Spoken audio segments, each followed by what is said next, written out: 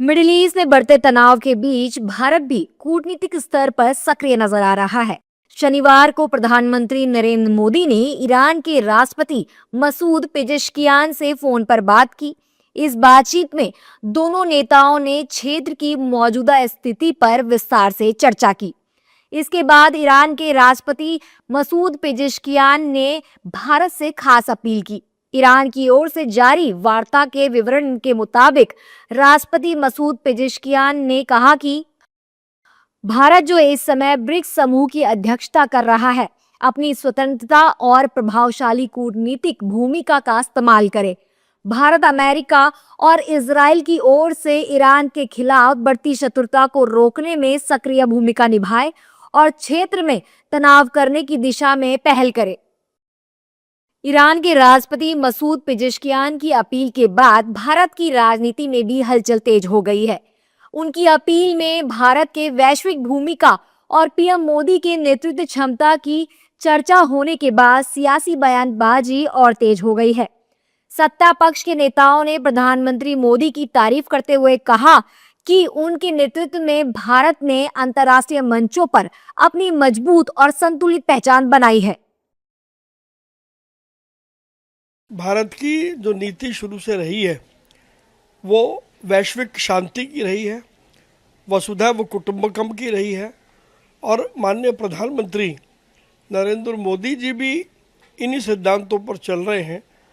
और निश्चित रूप से प्रधानमंत्री जी अपने स्तर पर इन सब चीज़ों का प्रयास अवश्य कर रहे होंगे, इसमें मुझे कहीं कोई संदेह दिखाई नहीं देता। भारत का यही रैपो है और हमारे प्रधानमंत्री का विशेष तौर पर रैपो है और यही वर्ल्ड लेवल पर जो उन्होंने अपने नेतृत्व में अपना एक असर डाला है, उसी का परिणाम है कि उनकी बात को लोग सुनते हैं और सुन करके सब तरह से मदद भी कर रहे हैं। भारत सरकार की तो पॉलिसी रही है और उसके अनुरूप काम हो रहा है।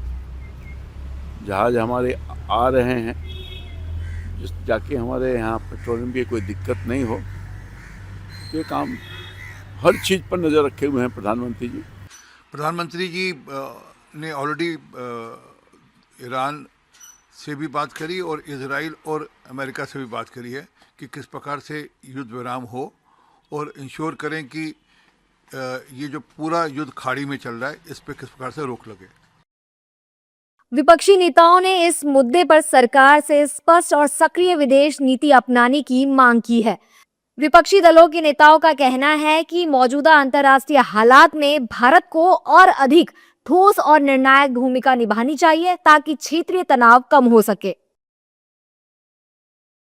देखिए, केवल ब्रिक्स की बात नहीं है। मैं समझता हूँ जो G7 से लेके जितने बड़े जो कंट्री हैं या फिर यूएनओ का जो अपना है, यूएनओ को सारी चीज़ों को देखना चाहिए कि कहाँ का उल्लंघन हो रहा है, मानवाधिकार का हनन हो रहा है। इसलिए मैं ये कहता हूँ कि युद्ध कभी भी किसी समस्या का समाधान नहीं है, संवाद ही समस्या का समाधान है।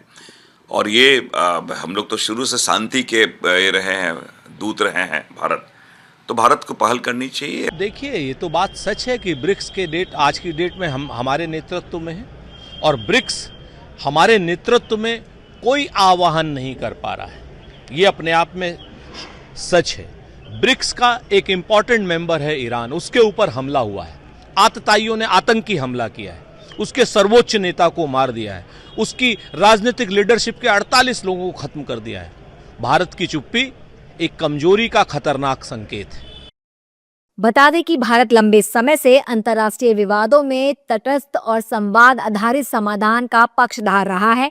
इसी कारण कई देशों की नजर भारत पर रहती है, खासकर ऐसे समय में जब दुनिया में तनाव और संघर्ष की स्थिति बनी हुई है।